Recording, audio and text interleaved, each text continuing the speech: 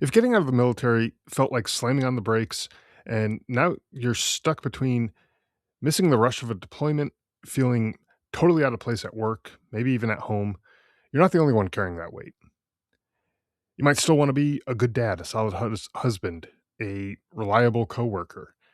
But some days, the stress that you've endured and the injuries maybe that you've encountered are worse than any firefight that you ever rolled through.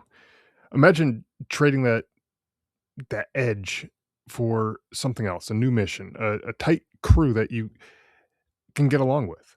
Um, Maybe even some time out in the mountains where your body and brain finally calm down enough for the big questions to make sense again. That is exactly what retired Marine Colonel and Warriors and Quiet Waters CEO Brian Gilman shares with us today as he walks through how nature, evidence based coaching, and small veteran cohorts are helping post 9/11 combat vets move from drifting through life to truly thriving. Before we get into this episode, though, I want to take a moment to raise awareness for something that's deeply important to our community, the Global War on Terrorism Memorial Foundation. This organization is working to build a permanent national memorial in Washington, D.C. to honor the service members, families, and civilians who are impacted by the global war on terrorism. This memorial will be both a tribute to those who served and a way to ensure that their sacrifices are recognized and remembered for generations to come. If you'd like to learn more or find out how you can support their mission, visit gwatmemorialfoundation.org. Now let's get into today's episode.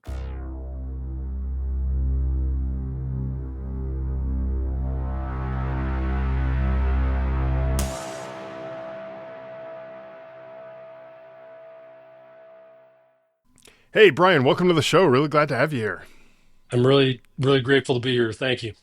Yeah, absolutely. Before we kind of get into the meat of this episode and kind of what you're doing now, but I'd love for you to kind of fill us in a little bit about yourself and kind of your background, your journey from the Marine Corps to where you're at today and all that kind of stuff, mostly for the listeners. So, anyone who's not familiar with you and who you are, they can kind of get an idea who we are talking with today.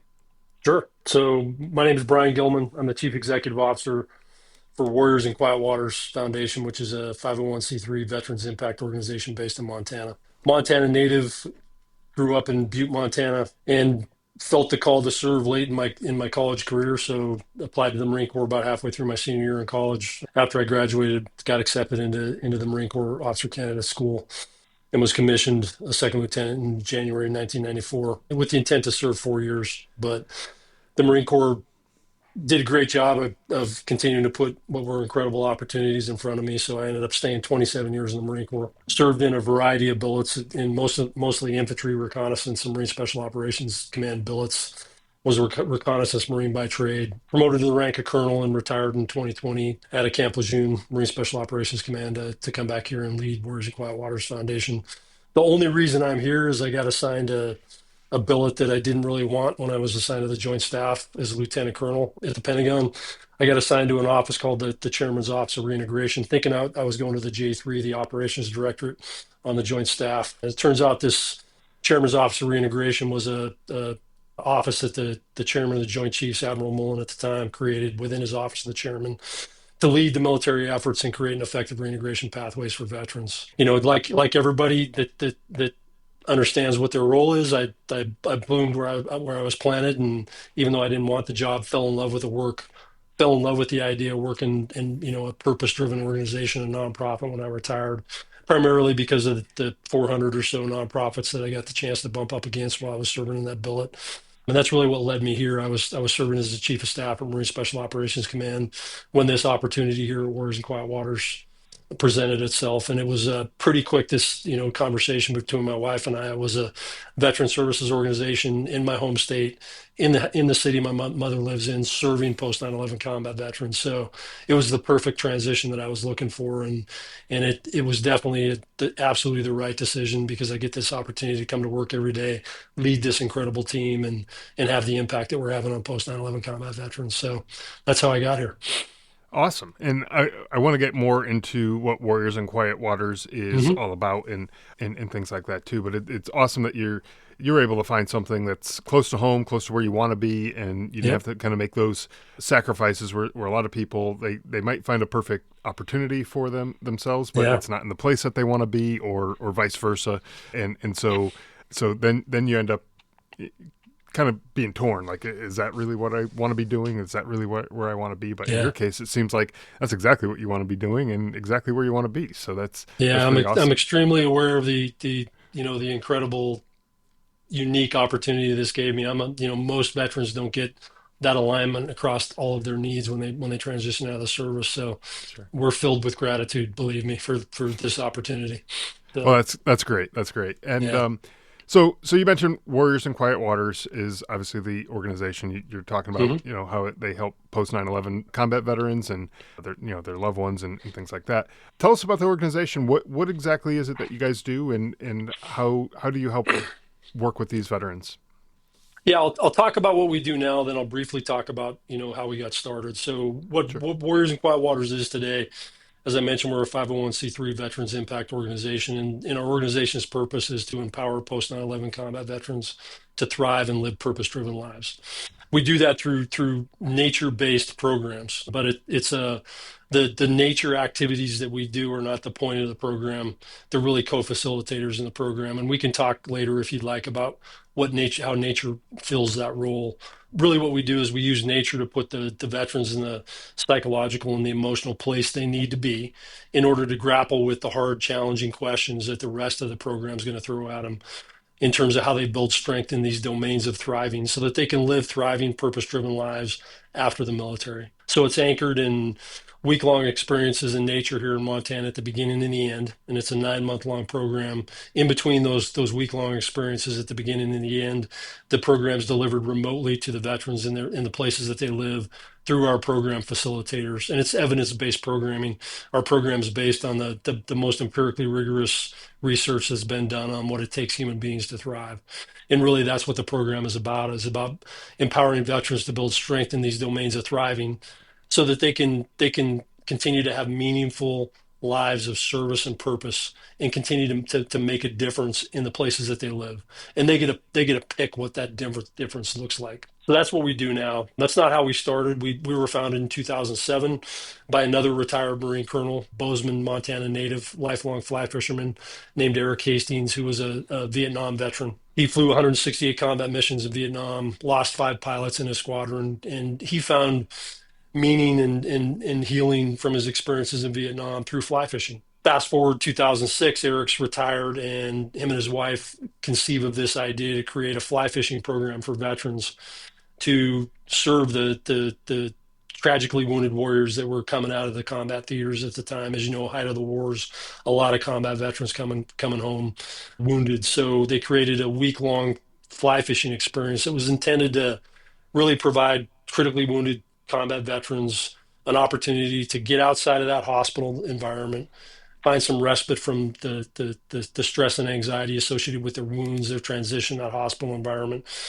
learn a new skill, fly fishing, and connect them to a larger community of other veterans and volunteers that care deeply about them. And that's what we did for the first up until 2019. So what's that? 12 years of the organization, and that program delivered exactly what was needed. The board recognized that the veterans' needs were changing, so that's why we transformed our programming to what it is today. Yeah, it's important, I think, to keep your ear to the ground and kind of understand what it is that your uh, kind of target demographic Yep, is absolutely. looking for, what they need, and so yeah, making that pivot to encompass different things that maybe you weren't originally intending to. Um, Yep, that just I think that's awesome because you're not just trying to pigeonhole everyone into the uh, yep, same one type of thing that this is all we do, this is it, and we're not changing and we're not going to budge because at some point things are going to have to change, and so yeah, yeah. that's pretty good.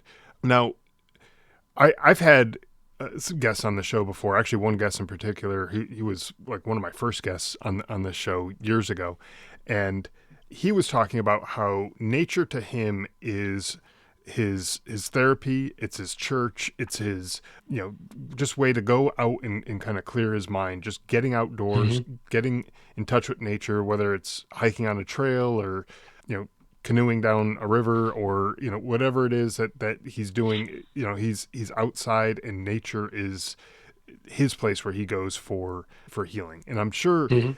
that's the case with a lot of folks. Yep. When they get outside, they start to recognize that there is this healing effect. But when so many of us are, our jobs are inside, our Hmm. houses, we're coming back home to our families, and we're inside, and we're not really getting outside, touching grass or letting the sun hit our face or any of those things.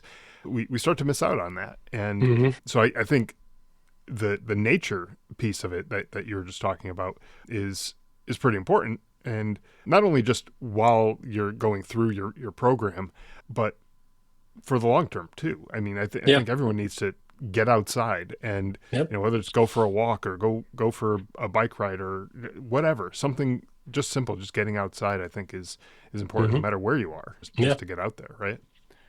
Yeah. And I mean that, that the Warriors in Quiet Waters started as an organization that served veterans through nature, primarily because of the experiences of our founder, Eric, and his experiences fly fishing. It was incredibly attractive to me because those are the same experiences I had growing up here in Montana, lifelong outdoorsman.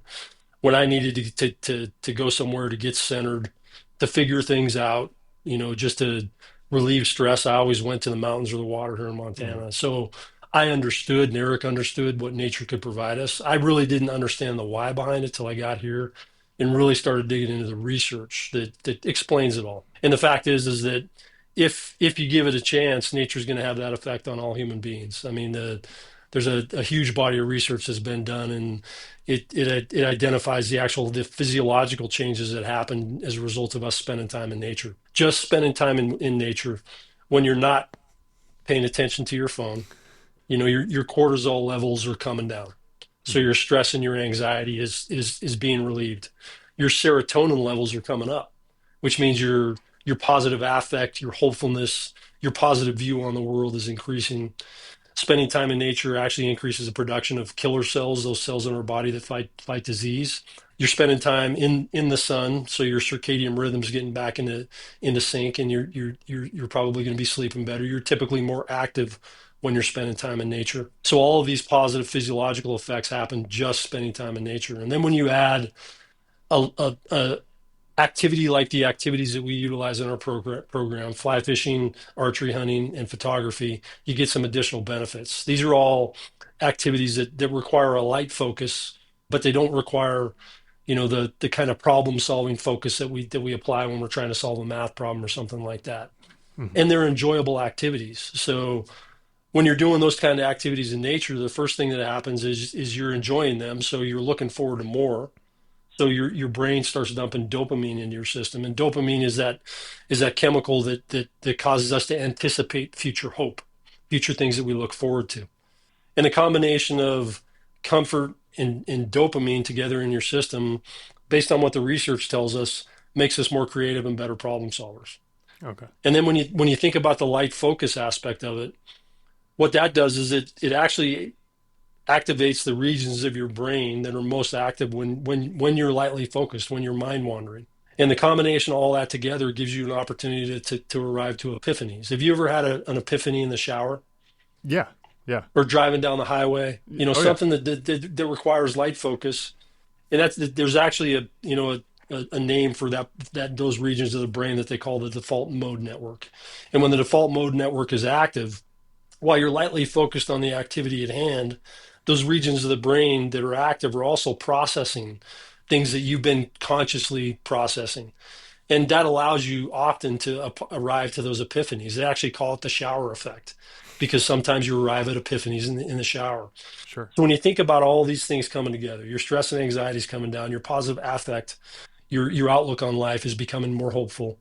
You're becoming a better problem solver, more creative, and you have an opportunity for epiphanies. These are the kind of conditions that we want veterans who are struggling with their transition and trying to figure out how they can make their future as meaningful as their past. That's the place we want to put them. And while that wasn't the design at the outset of our program, as we designed the Built for More program, that was the intent.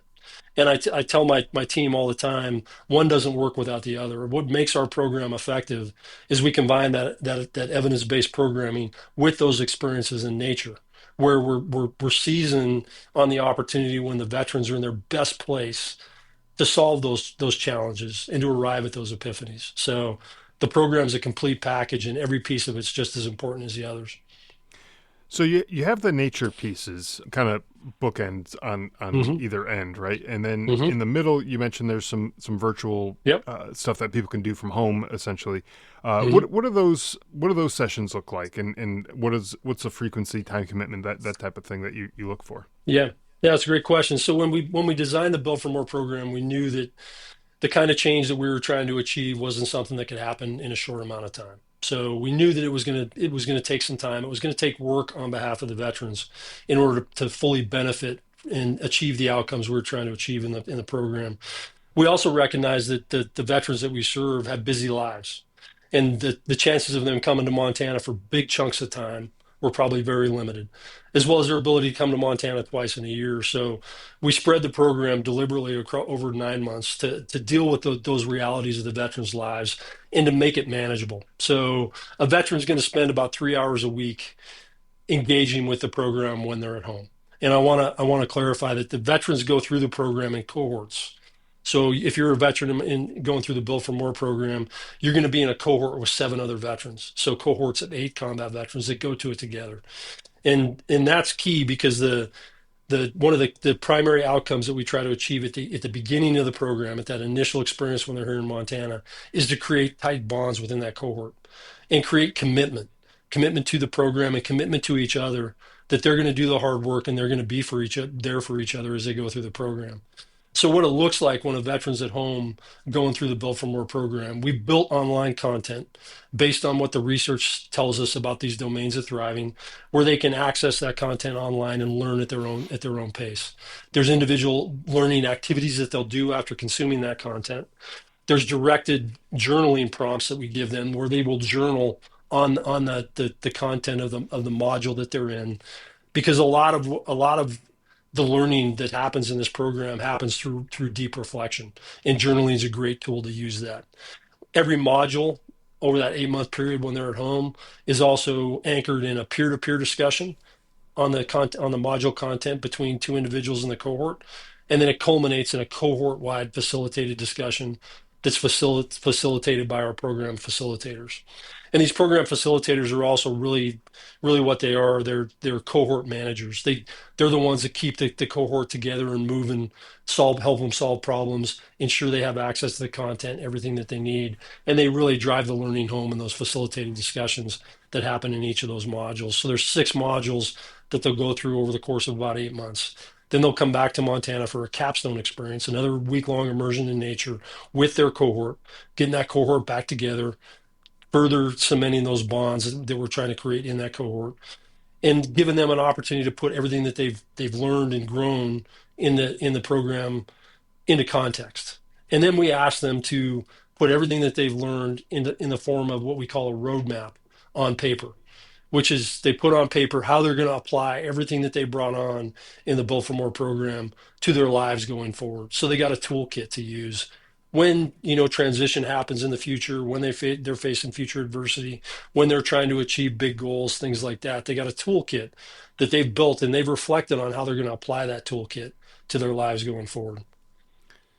Yeah, that's awesome that they have that takeaway where they can now use this in Hmm. other situations going forward down the line, Yep. because some of these tools are not necessarily tools that you need to use every single day. Where Hmm. you're not facing a crisis every single day, right? And you're Yeah. not facing those types of things. But when inevitably those things will eventually happen, unfortunately, and when they do, how do you handle those? How are you going to approach the whatever the situation is, Yeah. and you can go reach into that toolbox and use those skills that you learned, and use those to help out in whatever the situation is. But something else that you had mentioned, something about journaling, and how that, gives the opportunity for some deep reflection with those people who are going through the program. One of the things I've noticed, just kind of a anecdotal, commentary here, but one of the things I've noticed with journaling is when you're writing down something and you're thinking about an event or something that happened, it doesn't matter what it is. When you're writing it, you write a whole lot slower, pen and paper, you write a whole lot slower than you think or speak. And so right Hmm. now I could describe an event, that, XYZ happened, and this is where I was, and this is what I felt, and this is what all the things, and I could tell you it in about 10 seconds.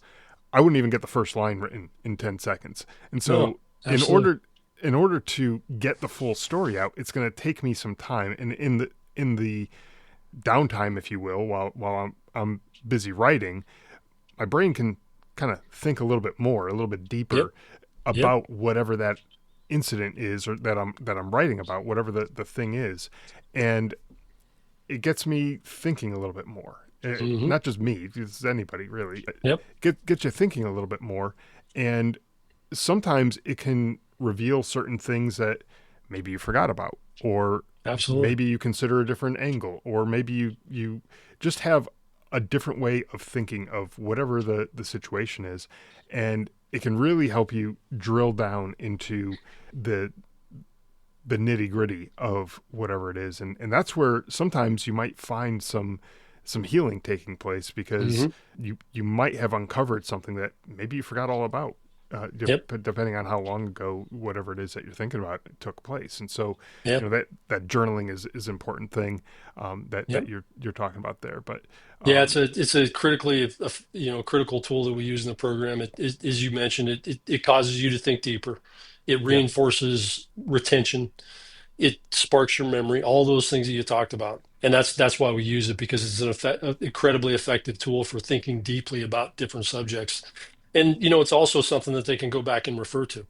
yeah, The journaling's for them only. We don't collect their journals. It's for them only. We just ask for them to tell us that they've completed the journaling prompt, and it's there all the time for them to keep and go back and refer to. So it's an incredibly effective tool. It's hard for a lot of veterans in our program. I'll tell you that the journaling is a struggle for many at the beginning, but if they give it a chance, it really becomes an effective tool. So it's a huge part of our program.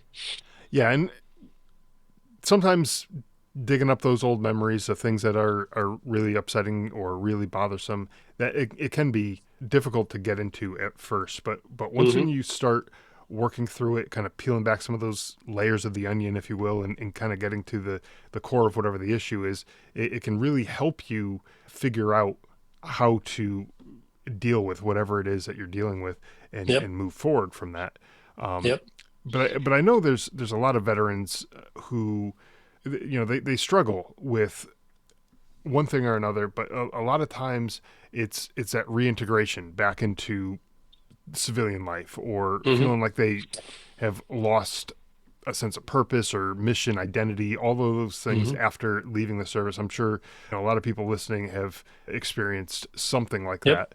You're working with some of the people who are coming through your program.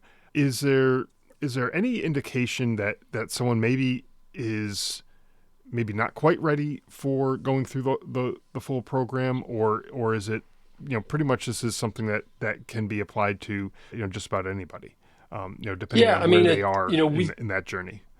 we go through great pains to ensure that we're getting veterans that have a great fit and a great need for our program. Those are the two primary factors that we use when in identifying veterans to place them in our program, and we have a fairly rigorous process that we go through with that. We'll open up our application a couple times a year, and the first thing that the veteran will do is they'll fill out a very robust online application. That application includes survey responses to what are called psychometric tools. So these are empirically validated surveys that psychologists and psychiatrists have developed to measure things like thriving, anger management, things like that. So They'll fill out several psychometric surveys. So the brief inventory to thriving, the purpose in life scale, anger management scale, connectedness to nature scale. So we see that and we get a score based on that survey that kind of tells us where, based on their responses, they're at in those different domains.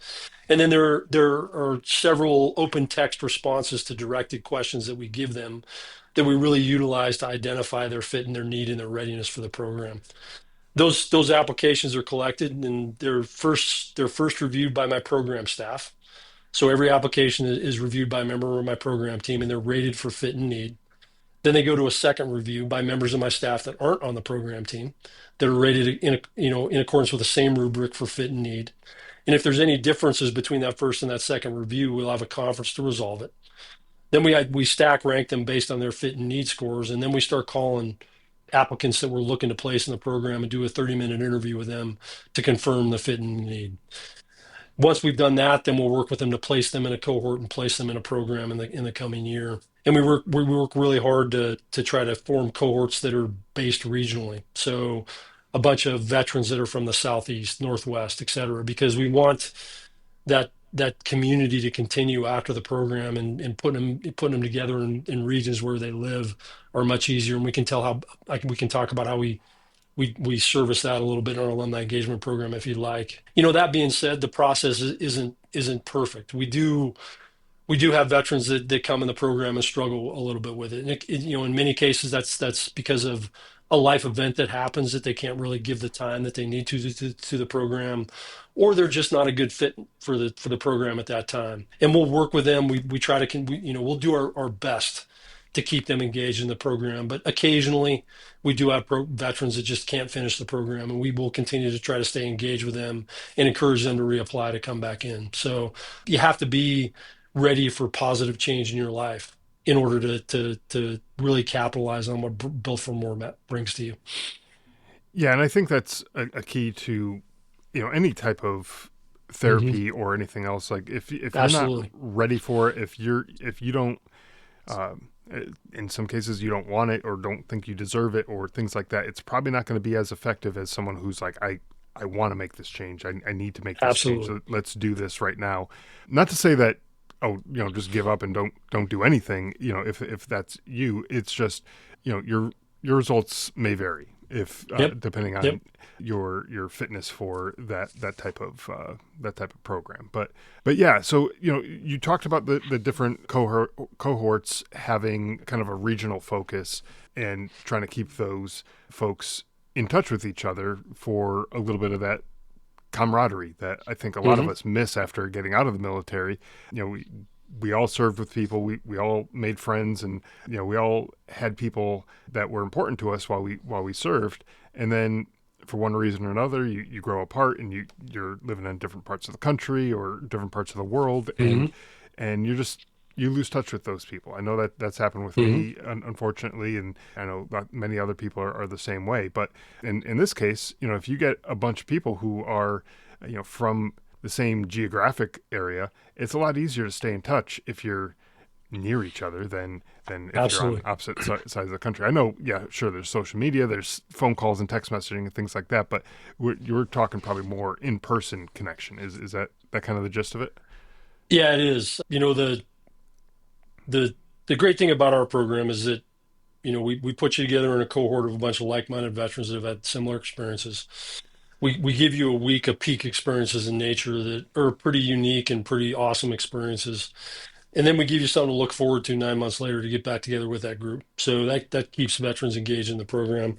Once they complete the Built for More program, we want that cohort to remain strong because what we found in our program evaluation is that the stronger the bonds in the cohort, the more impactful the outcomes for the individual veterans in the cohort. They're directly correlated. So as a function of our alumni engagement program, we will provide cohorts grants to help them fund a reunion to get back together. That's how important it is for us to Sure. ensure that cohort becomes that veteran's new tribe. You mentioned missing those things when you got out. I believe every combat veteran experiences that, and there are at least 18 different studies that I've read that have identified that loss that Hmm. veterans experience when they leave the military. They lose their sense of purpose, they lose their identity, and they lose their tribe, that connection. And those are all different. Those are all different pillars in our program. But that community connection piece is, I think, one of the most important, and that's backed up by other research as well. There's a. Have you ever heard of the Harvard study of adult development? I haven't, no. Yeah, so it's an 80-year-old longitudinal study conducted by Harvard University that's looked at over 700 participants over the course of their entire lifetimes. It's been an incredibly rigorous study where they'll survey participants every year, they'll do medical examinations every year, they collect blood markers every year, they do focus groups every year, looking at people over the course of their lifetimes to identify those things that contribute to the longevity and thriving. And what this 80-year-old longitudinal study that's looked at over 700 study participants has identified is that the number one driver of longevity and thriving in life is the quality and the strength of our relationships. Hmm. More important than heart health, more important than education, more important than your financial readiness. The most important thing are your connections, your community. So we work incredibly hard to build that community in these cohorts and to the broader Warriors and Quiet Waters community as a whole. Yeah, and that's important too, because the exact reasons you just said. I mean, if you have no community, no connections to other folks, and yeah, I can totally see, without even reading the study, I can totally see how that could Absolutely. be an issue for some folks. Yep. And it's hard getting out and then going into your civilian job, or in your local community with other civilian people who have no connection to the military, Hmm. especially someone who has served for many years, and during that time period most of their friends and the people that they associated with were military connected people. Yep. Sometimes it feels like it's difficult to fit in with that group, Yep. and so Yeah. hey, why not get a group of military like-minded folks who all can get together? They live in the same kind of geographic area, and to your point, you can have these reunion type events, and whatever it is that you guys are all into, you can go out and do those things, and I think that's important for Yeah. continuing all of Yeah. that too. Yeah. Yeah. I mean, we use the word tribe intentionally. Let's be honest. Human beings evolved as tribal social animals. And the way that we look at tribe is it starts with a strong family, but then it extends to a circle of what we call 3 a.m. friends. Those friends that are going to come run into you no matter the hour or issue, those friends that hold you accountable, those friends that are going to show up when everything else goes wrong, Yeah. those friends that are going to tell you the truth when no one else will.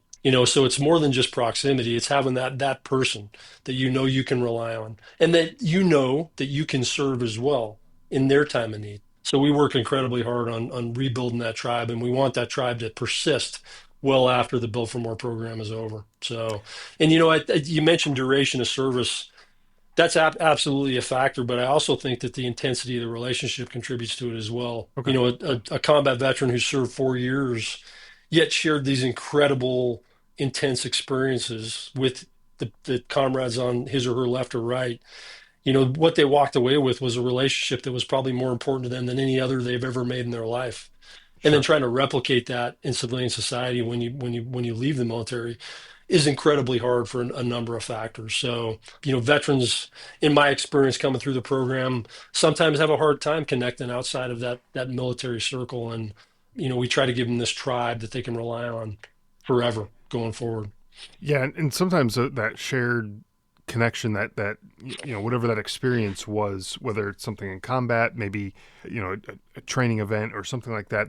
There's from folks that I've talked to, there's usually like this one event that like it changes things, where you went from Hmm. a just a thrown together collection of guys that are now serving together and trying to complete a mission, to all of a sudden now we're one cohesive unit. We're Yep. together. We are basically a family Yeah. at that point. And Yep. then and I've heard that from a number of people, that Yep. they've gone through some sort of transformation type Hmm. experience, and it could be some people call it like baptism by fire or something like that, where it's just like Yeah.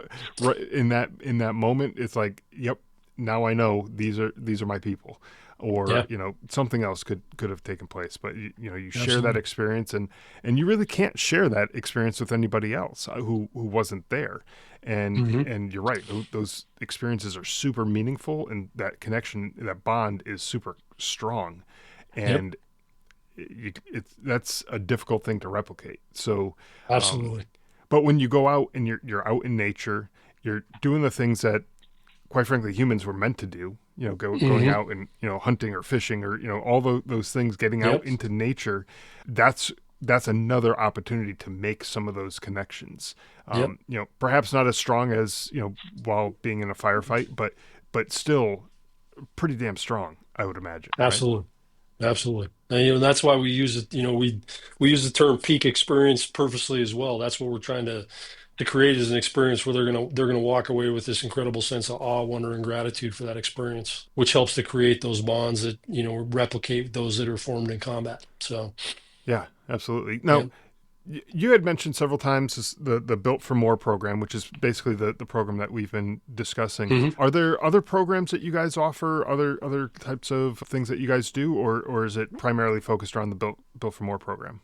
It's primarily focused around the Built for More program, but we do have a couple programs that are week-long experiences that serve military spouses and caregivers. Okay. So this goes back to our founding when we were originally doing those week-long fly fishing experiences in nature. We have a couples fly fishing program where we'll bring an alumni of the program back together with their spouse and immerse them in fly fishing for a week. We also have a caregiver program where we bring military caregivers together and put them through a week-long fly fishing program.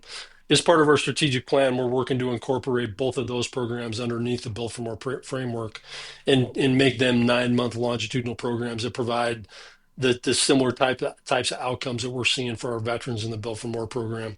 We're just starting to work on that now, and a lot of that's really discovery to identify those needs that are the greatest needs that military spouses and caregivers have that we can serve through a nature-based program. So that's the extent of our programs. We have Built for More, we have our couples program, and our caregivers program. Yeah, and it's, I think, important too that you're flexible enough that you can pivot to be able Hmm. to accommodate for those other groups Yep, of folks as well, and especially caretakers, because a lot of times they get forgotten. they do. With and it may be a spouse, it may be a some other family member, maybe not, maybe somebody else, Yep, but a lot of times those caretakers they're dedicating lots of time, lots of energy, lots of effort, and putting themselves on the back burner, and yeah. really they're not getting the recognition sometimes that they deserve. And And it, in many it takes a times, toll. the one of the biggest outcomes I've seen in our caregiver program is that they discover they're not alone. Mm, It is perfectly understandable how they could think that in the world that they live in, but they come to our caregivers program and they're placed in a cohort of 7 other caregivers and they're sharing similar stories and experiences and they realize that they too have a tribe, other yeah. people that they can rely on that have had similar experiences that they can count on. And that's one of the biggest outcomes of that program now. We're looking to do more. We're looking to do more for the couples and the caregivers, and that's why we're working to pull them under the Built for More framework as well. Yeah, that's great. And again, those people have those shared experiences. Maybe not, they weren't there together doing the same thing at the same time, but Hmm. very similar stories probably, and a way to recognize that, hey, I am not alone. There are other Yep. people out there, and I can get through this. That person got through it. I can get through it too. Yep. And Absolutely. so that can be extremely powerful, extremely helpful in some, whoever it is, in their journey of Yep. whatever it is they're going through, having that kind of Yep. connection. So for folks who are interested in getting involved with the Built for More program, or the spouse program, or the caretaker program, Hmm. where can they go to find out more information, and kind of learn a little bit more about the programs, fill out an Yeah. application, all those kind of things? Yeah, best place to go is to our website, so warriorsinquietwaters.org. Click on the program link, that'll bring you to the Built for More page, and then you can learn about the Built for More program and the other programs there. And then if you're interested in participating in the program, scroll to the bottom of that page, and you're going to see a section where it gives you an opportunity to sign up for our wait list. We'll open our next program application in January. and we'll be placing all of our program participants for the rest of 2026. So if you're interested in January, I know this podcast is going to air in late January. Go to our website. That application window is going to be open through the end of February. Submit an application, and we'll get you in the queue, and we'll make sure that we give you our best look at participating in the program. Yeah, and so traditionally, I'd imagine that you guys probably have a pretty decent wait list as far as people who are not to say that you're so backlogged that don't even bother applying because you'll never get in kind of thing. I'm not saying Mhm. that, but you guys probably get a wait list of people so that you can group people together the way that you described before by Yep. region, but and all that kind of stuff. So that way Yep. you know that you're building the best group of folks who are going to have the best outcome for success.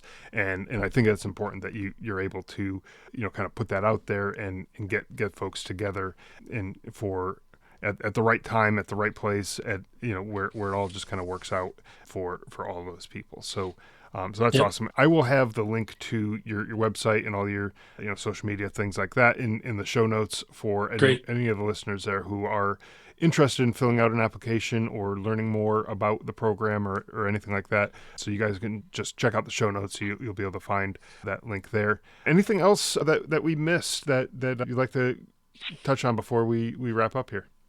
Yeah, I can just think of just two things. Number one, there are lots of veteran services programs that you can go to. I will tell you that we know the outcomes that we achieve in the Built for More program because we measure what we do. We work with a third party evaluator, the Institute for Veterans and Military Families at Syracuse University, that collect data on our participants as they go through our program, and they measure change in the participants, do the analysis against all that data, and then report back to us every year in terms of what we're accomplishing in the program. And what we're seeing is Built for More is accomplishing what was designed to do. Veterans are coming out of our program with a sense of purpose that's increased twofold. Their sense of thriving, which is a holistic of different mental health indicators that speak to how well a person is doing living their lives. And what we're seeing is we have participants come into our program below the national population average for thriving, and they leave the program above that American population average for thriving. They're sleeping 4 times better. Their sense of community is increased tenfold. The anxiety and stress that they were dealing with prior to coming through the Build for More program, 100% of our program participants report that anxiety and those stresses are not near to the level that they were before.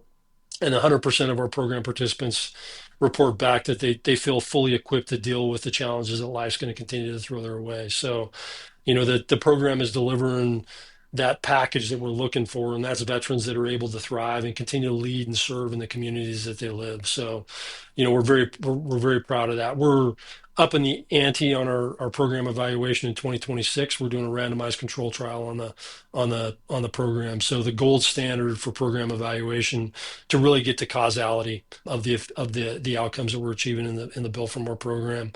And then the last thing that I'll throw out there is just the ongoing need to invest in post 9/11 combat veterans. The need didn't disappear when we withdrew from Afghanistan, as you know. In many cases, those needs will persist for lifetimes. And Mm-hmm.